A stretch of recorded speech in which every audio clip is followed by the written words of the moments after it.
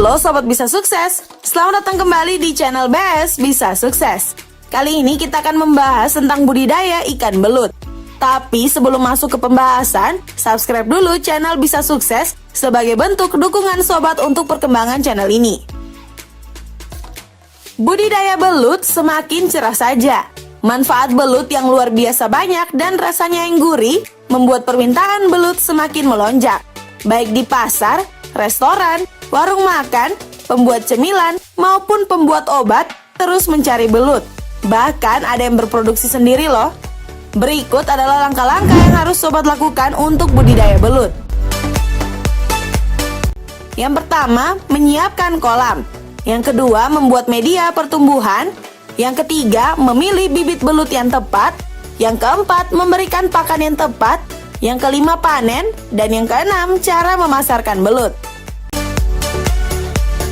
Masyarakat telah mengenal dua cara budidaya belut, yaitu budidaya belut di kolam semen dan di kolam drum. Untuk pemula, sebaiknya mencoba budidaya belut di dalam kolam drum. Selain caranya mudah, kamu juga tidak terlalu banyak mengeluarkan biaya. Yang pertama, menyiapkan kolam belut. Kolam drum merupakan kolam semi permanen. Artinya, drum yang digunakan untuk budidaya akan mengalami kerusakan lebih cepat daripada kolam semen atau tanah. Kalau kamu pakai kolam semen, tentunya tingkat awetnya lebih lama ya. Selain drum, kamu juga bisa menggunakan kolam terpal, tong, atau kontainer plastik. Jika menggunakan drum, langkah-langkahnya adalah sebagai berikut. Yang pertama, Sobat harus membersihkan drum yang akan dipakai sampai bersih sempurna. Bersihkan semua bagian dalam dan luarnya ya. Yang kedua adalah membuat lubang memanjang di bagian atas drum. Dan yang ketiga, Sobat harus menyimpan drum di tanah yang datar. Berikanlah pengganjal di bagian kanan dan kiri drum. Yang keempat, buatlah saluran pembuangan di bawah drum dan peneduh di atas drum. Pembuatan peneduh ini bertujuan untuk melindungi belut dari sengatan cahaya matahari. Yang kedua, membuat media pertumbuhan. Belut membutuhkan sebuah media untuk tumbuh. Media tumbuh tersebut dimasukkan ke dalam drum. Komposisi media tumbuh merupakan salah satu faktor yang paling mempengaruhi pertumbuhan belut. Biasanya, komposisi media tumbuh terdiri dari pupuk TSP, kompos, lumpur kering, dan mikroorganisme starter. Ketiga bahan komposisi ini harus pas takaran dan susunannya. Media tumbuh tersebut harus diletakkan di dalam kolam dari drum. Supaya kamu lebih paham, cermati langkah-langkah membuat media tumbuh berikut ini.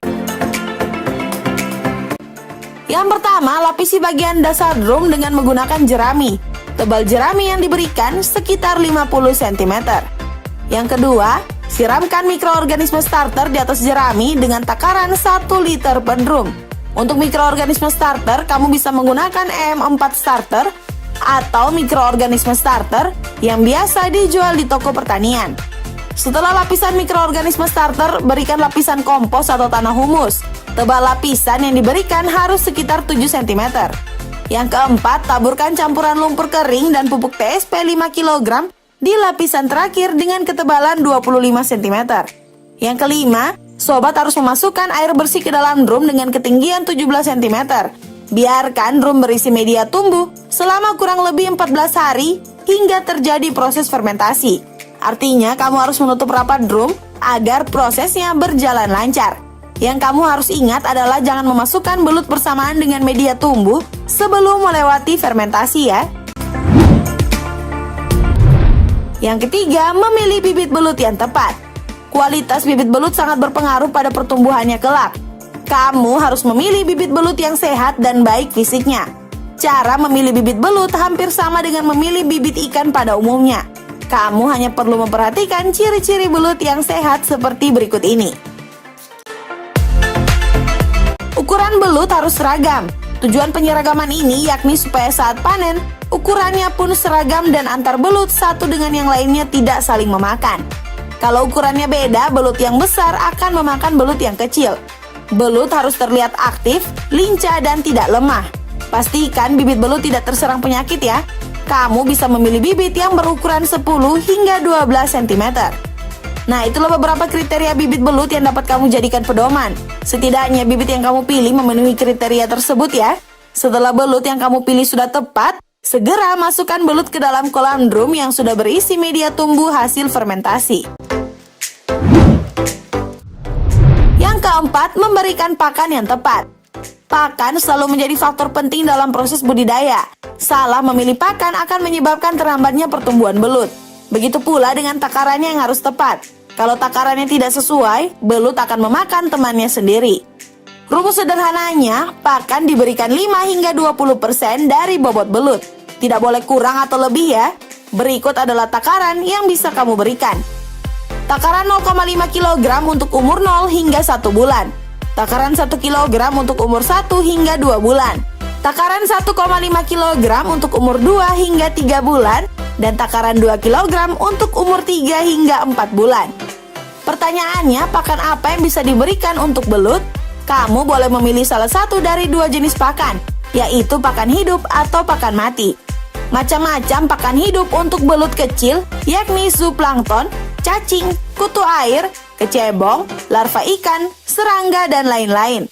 Pakan hidup untuk belut dewasa bisa berasal dari ikan, katak, serangga dewasa, kepiting, bekicot, belatung, dan keong jenis apa saja. Berikanlah pakan 3 hari sekali pada sore hari. Lazimnya belut akan makan pada saat hari sudah mulai gelap. Sebaiknya pakan yang akan kamu berikan untuk belut dicacah terlebih dahulu. Yang kelima, pemanenan belut. Supaya kamu mendapatkan hasil panen belut yang sesuai, kamu harus mengetahui jumlah belut yang masuk ke dalam drum. Sebagai asumsi, ukuran belut 11 hingga 13 cm dapat masuk ke dalam satu drum dengan jumlah maksimal 2 kg. Setelah 3 hingga 4 bulan masa panen, belut akan berukuran 7 hingga 12 cm. Kamu dapat menjualnya dengan harga Rp55.000 per kilogram dengan isi setiap 1 kilogram sebanyak 76 hingga 111 ekor. Jika yang dijual adalah belut konsumsi, kamu bisa menjual dengan harga Rp32.000 per kilogram dengan isi per kilogramnya antara 4 hingga 6 ekor. Khusus untuk belut siap konsumsi, biasanya berukuran tidak terlalu besar. Sementara belut untuk keperluan ekspor ukurannya lebih besar ya. Lama pemeliharaan belut konsumsi umumnya 3 hingga 4 bulan. Sedangkan belut ekspor dipelihara hingga 6 bulan atau lebih. Cara memanen belut dapat dilakukan dengan 2 cara, yaitu panen sebagian atau dipanen secara total. Kalau kamu harus melakukan panen sebagian, artinya kamu harus menyisakan belut berukuran kecil untuk dibesarkan kembali. Kamu juga bisa melakukan pemanenan total. Hanya saja pemeliharaannya harus lebih intensif agar ukuran belut menjadi seragam ketika masa panen tiba. Yang keenam, cara memasarkan belut. Pasar belut kini semakin luas. Belut dapat diolah menjadi aneka macam makanan seperti keripik belut. Makanan olahan berbahan belut banyak diminati konsumen. Itulah sebabnya banyak orang yang mencari belut untuk dijual lagi dalam bentuk olahan. Melihat hal tersebut, pemasaran belut terbilang mudah. Kamu bisa menjualnya langsung pada konsumen, menitipkan ke supermarket, atau bisa juga menjual pada tengkulak. Namun, menjual pada tengkulak cenderung lebih banyak merugikan dibandingkan dengan menjualnya langsung ya. Cara terbaiknya, kamu harus gesit mencari pelanggan sendiri agar tidak merugi karena harus menjualnya pada tengkulak. Sebagai generasi milenial, sobat juga wajib memasarkan belut secara online ya. Nah, itu dia tadi informasi seputar budidaya belut. Jika sobat memiliki pengalaman menarik tentang budidaya belut, tulis di kolom komentar di bawah ini. Semoga bermanfaat ya, dan sampai jumpa di video selanjutnya. Bye-bye!